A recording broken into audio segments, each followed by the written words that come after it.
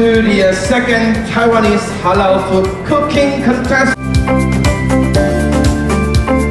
Your 90 minutes start now.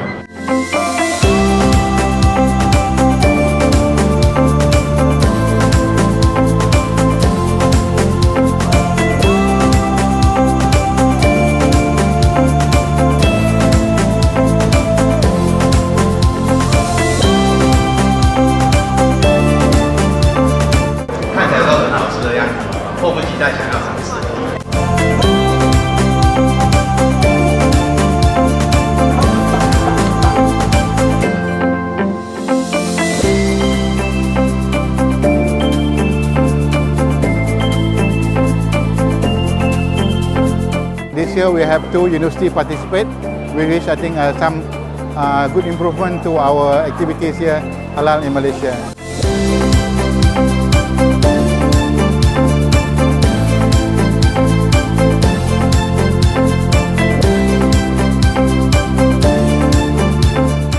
Hopefully maybe next year more university coming in and a lot of people know more about our products, Halal Taiwan.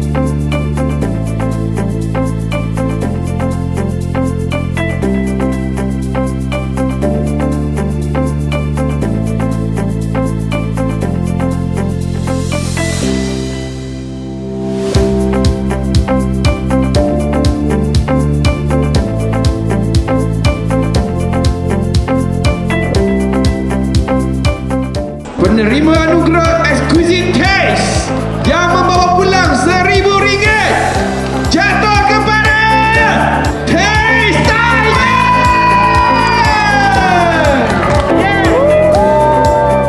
We feel so excited and surprised. And thank you for all the judges, Taiwan Expo that give experience. We made it!